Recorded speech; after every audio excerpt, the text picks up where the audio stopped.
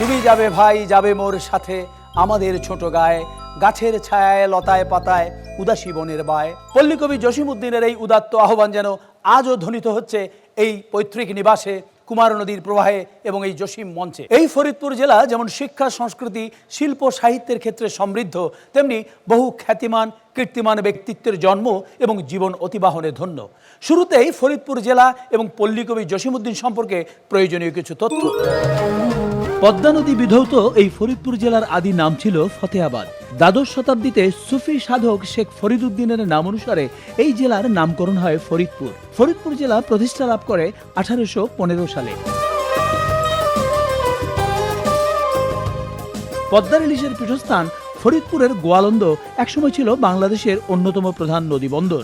পল্লীকবি জসিমউদ্দিন ছাড়াও আমাদের মহান মুক্তিযুদ্ধের শহীদ বীরশ্রেষ্ঠ মুন্সি আব্দুর রউফ এই ফরিদপুরেরই সন্তান। এছাড়াও বিচারপতি মোহাম্মদ ইব্রাহিম, অম্বিকাচরণ মজুমদার, মৃণাল সেন, শিক্ষাবিদ হুমায়ুন কবির, সঙ্গীতশিল্পী কানাইলাল শীল এবং গীতা দত্ত সহ আরও বহু গুণীজনের জন্ম এই ফরিদপুর জেলাতেই। ফরিদপুরে ঐতিহাসিক এবং প্রত্নতাত্ত্বিকভাবে গুরুত্বপূর্ণ বেশ কিছু মন্দির, মসজিদ এবং স্থাপনা রয়েছে। আমাদের প্রিয় কবি পল্লীকবি জসিমউদ্দিনের জন্ম 1904 সালের 1 জানুয়ারি ফরিদপুর শহরের নিকটবর্তী তাম্বুলখানা গ্রামে তার নানা বাড়িতে। তার পৈতৃক নিবাস পার্শ্ববর্তী গোবিন্দপুর গ্রামে। জসিমউদ্দিনের বাল্য, কৈশোর ও যৌবনের অনেকটাই কেটেছে এই পল্লীতে। দর্শক মণ্ডলী, আমি এবার এসেছি কুমার নদীর পাড়ে গোবিন্দপুরে পল্লীকবি জসিমউদ্দিনের পৈতৃক বাড়িতে। জন্মসূত্রে পল্লীর সাথে তার এই নিবিড় সম্পর্কের কারণে তার সাহিত্যকর্মে প্রতিফলিত হয়েছে পল্লীর প্রকৃতি। আমার সামনের এই ঘরটি হচ্ছে কবির বড় ভাইয়ের ঘর এবং এটি হচ্ছে কবির সেজ ভাইয়ের ঘর। আমার ঠিক পেছনটাতে রয়েছে কবির ঘর। এই স্থানটিতেই কবি দীর্ঘদিন অতিবাহিত করেছেন। আপনারা দেখতে পাচ্ছেন এই ঘরটিতে বসেই কবি রচনা করেছিলেন তার সেই অমর কাব্যগ্রন্থ কবর, রাখালি, নকশিকাঁথার মাঠ এবং সজনবাদিয়ার ঘাট। আমরা এবার ঘরের ভেতরে যাব।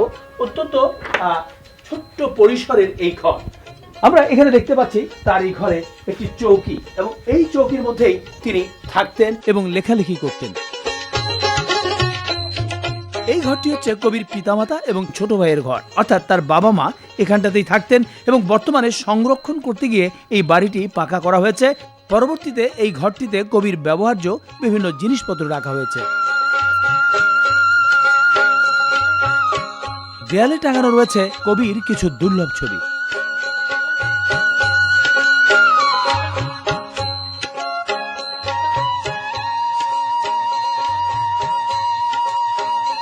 শুধু এই ঘরটি নয়, অন্যান্য ঘর এবং কাচারি ঘরে রয়েছে কবির ব্যবহার্য বিভিন্ন দ্রব্য সামগ্রী এবং দুর্লভ সব ছবি।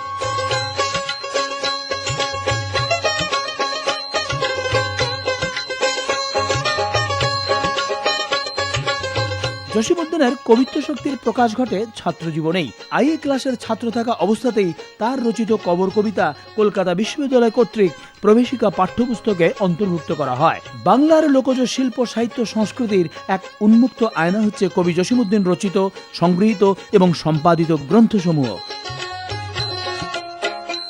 তার নকশিকাঁথার মাঠ এবং রাখালি কাব্য আলোচনার প্রেক্ষাপটে বিশ্বকবি রবীন্দ্রনাথ ঠাকুর লিখেছেন, জসিমউদ্দিনের ভাব, ভাষা ও রস সম্পূর্ণ নতুন ধরনের। প্রকৃত কবির হৃদয় এই লেখকের আছে। শুধু কবিতাই নয়, তার বিশাল গানের ভুবনে স্বরচিত এবং সংগৃহীত গান রয়েছে অসংখ্য।